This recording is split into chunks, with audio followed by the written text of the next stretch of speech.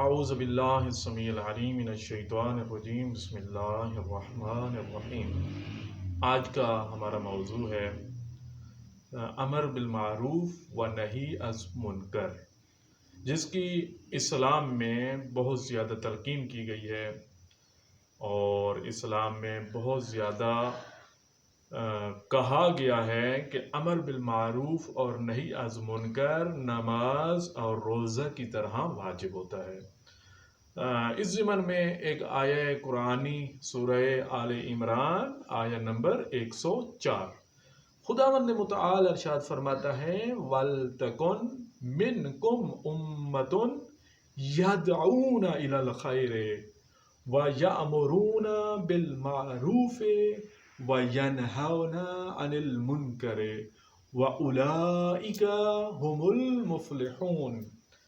خداوند متعال ارشاد فرماتا ہے آپ میں سے بہترین امت وہ لوگ ہیں یا وہ امت ہے کہ جو نیکی کی طرف، اچھے کاموں کی طرف دعوت دیتی ہے اور برائی سے روکتی ہے، برائی سے منع کرتی ہے، اور یقیناً یہی وہ امت ہے کہ ہم المفلحون، کہ جو کامیاب ہو جائے گی۔ عزیزان گرامی، امر بالمعروف بھی نماز کی طرح واجب ہے، نیکی کا حکم دینا بھی نماز اور باقی واجبات کی طرح واجب ہے، اور اسی طرح برائی سے روکنا بھی باقی واجبات میں کی طرح واجب ہے۔ عزیزان گرامی، اس امر بالمعروف اور نہی از منکر کے لیے یہ ضروری نہیں ہے کہ کوئی مدرسے کا طالب علم ہو وہ برائی سے روکے، یا کوئی عالم دین ہو یا مفتی دین ہو یا کوئی مجتہد ہو وہ دین سے روکے۔ نہیں عزیزان گرامی، امر بالمعروف جس طرح ہر شخص پہ نماز واجب ہوتی ہے، اسی طرح امر بالمعروف اور نہی از منکر ہر اس شخص پہ واجب ہے جو رسالت مآب صلی اللہ علیہ وآلہ وسلم کے کلمہ پڑھتے ہیں، جو کلمہ گو ہیں۔ تو عزیزان گرامی، آیت اللہ حسن زادہ عاملی کے جو ایران کے مجتہد علماء میں سے ہیں، بزرگ علماء میں سے ہیں، آیت اللہ ہیں اور حیات ہیں فی الحال سرزمین قوم پہ، وہ ارشاد فرماتے ہیں کہ آپ جو ہے نہی از منکر کرنا چاہیں یا امر بالمعروف کرنا چاہیں، وہ اس انداز سے کریں کہ التماس والے انداز میں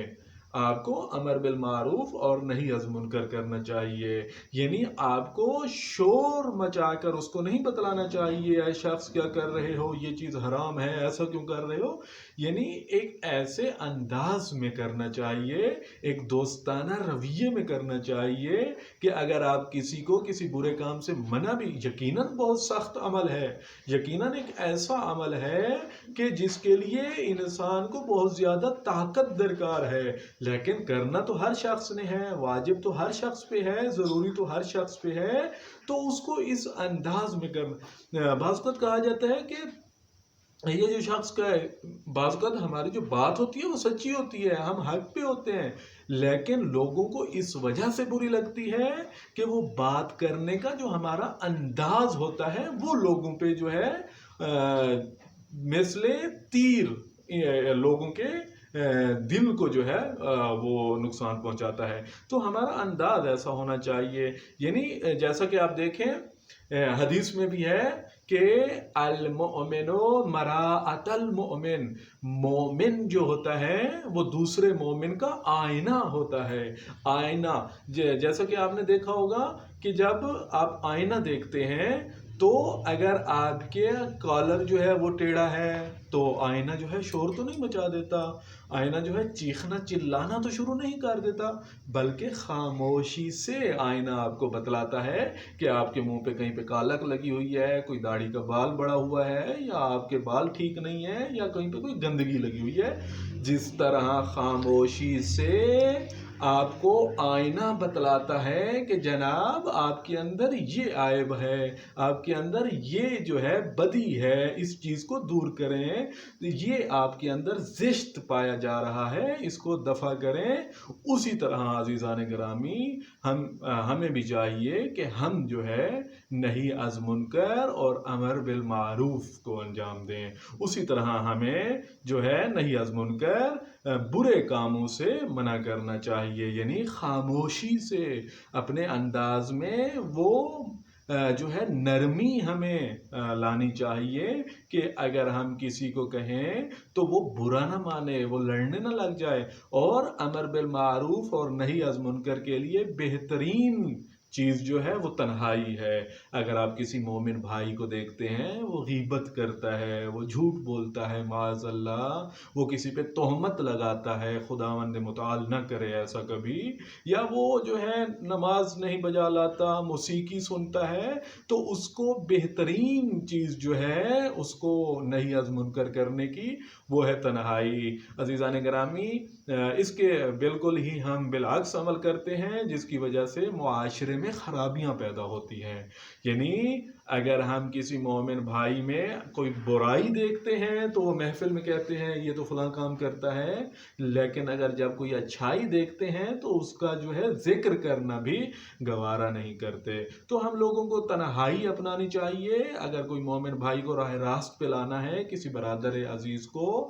کسی اچھے کام کی دعوت دینا ہے یا برے کام سے روکنا ہے تو اس کو تنہائی میں سمجھایا جائے۔ یقیناً اگر آپ کے انداز میں نرمی ہوگی، آپ کے انداز میں جو ہے حساسیت ہوگی، تو ہمارا جو مومن بھائی ہے وہ یقیناً اچھے کاموں کی طرف آئے گا، یقیناً برے کاموں سے رک جائے گا۔ تو امر بالمعروف اور نہی از منکر کے لیے یہ چیز بھی عزیزان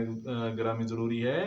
کہ جس چیز کی آپ اپنے مومن بھائی کو دعوت دے رہے ہیں وہ آپ کے اندر ہونا ضروری ہے۔ یعنی اگر خداوند متعال ایسا کبھی نہ کرے کہ میں خود نماز نہیں پڑھتا اور لوگوں کو کہتا ہوں کہ نماز پڑھو، یقیناً کسی پہ جو ہے میرے جو افعال ہیں وہ جو ہے اثر انداز نہیں ہوں گے، اس کے سروں سے ہوتے ہوئے گزر جائیں گے۔ لیکن اگر وہ چیز میرے اندر پائی جا رہی ہوگی، اچھی چیز اگر میرے اپنے مجسمے کے اندر پائی جا رہی ہوگی تو میں کسی کو دعوت دوں گا تو یقیناً میری بات جو ہے اثر چھوڑے گی اس کے دل پہ، اس کے ذہن و دماغ پہ میری بات جو ہے کوئی نہ کوئی اثرات جو ہے اس کے دماغ میں چھوڑ دے گی۔ جیسا کہ رسالت مآب صلی اللہ علیہ وآلہ وسلم،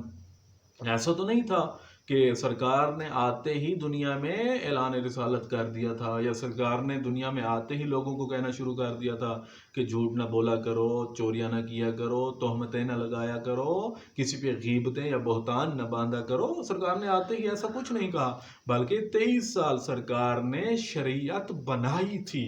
اس کے بعد سرکار اس پہ چلے تھے۔ یعنی میں اس طرح سے کہوں کہ جب سرکار نے بعثت کے بعد، مبعوث ہونے کے بعد لوگوں سے کہا اے لوگو جھوٹ نہ بولا کرو، تو اگرچہ وہ خدا کو نہیں مانتے تھے، مشرک تھے، اگرچہ وہ رسول پہ ایمان نہیں لائے تھے، کسی میں اتنی جرت نہیں تھی کہ وہ رسول سے معاذ اللہ کہہ دے سرکار آپ بھی جھوٹ بولتے تھے، ہمیں کیوں منع کر رہے ہیں، معاذ اللہ ایسا نہیں تھا عزیزان گرامی۔ تو سرکار رسالت مآب صلی اللہ علیہ وآلہ وسلم جب وہ مبعوث بھی نہیں ہوئے تھے تب بھی امین اور صادق مشہور تھے، تب بھی سرکار جو ہے کوئی بندہ یہ نہیں کہہ سکتا تھا معاذ اللہ آپ کے اندر فلاں بدی پائی جاتی تھی۔ تو عزیزان گرامی جب ہم اپنے اندر کوئی اچھائی لائیں گے، جب ہم اپنے آپ کو ایک بری چیز سے روکیں گے، تو جب ہم یہی چیز اپنے دوست میں بھی دیکھنا چاہیں گے تو اپنے دوست کو، اپنے برادر حقیقی کو یا مجازی کو